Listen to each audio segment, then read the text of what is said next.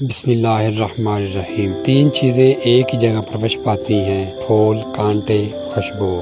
تین چیزیں ہر ایک کو ملتی ہیں، خوشی، غم، موت۔ تین چیزیں ہر ایک کی الگ الگ ہوتی ہیں، صورت، سیرت، قسمت۔ تین چیزوں کو کبھی چھوٹا نہ سمجھو، قرض، فرض، مرض۔ تین چیزوں کو کبھی نہ ٹھکراؤ، دعوت، تحفہ، مشورہ۔ تین چیزوں کو ہر کوئی اپنا لے، صبر، رزق، شکر۔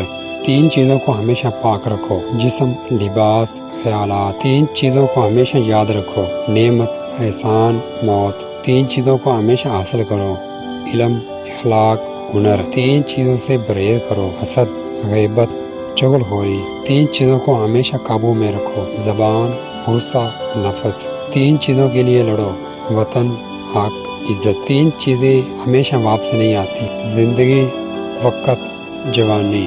کبھی دیکھا ہے کہ تتلیاں کسی مرجھائے ہوئے پھول کے پاس گئی ہوں؟ نہیں نا، وہ اسی پھول پر جاتی ہیں جو مہک رہا ہو، جس کی تازگی کی نگہت انہیں مسحور کرتے ہوئے کھینچ لائے۔ بالکل اسی طرح ہدایت کی تتلیاں بھی ایمان کے عاری فرسودہ دل کے پاس نہیں جاتی۔ یہ ہدایت کی تتلیاں بھی اسی دل کے قریب جاتی ہیں جو دل ایمان سے معطر ہو، جس دل میں اللہ کی محبت مہکتی ہو۔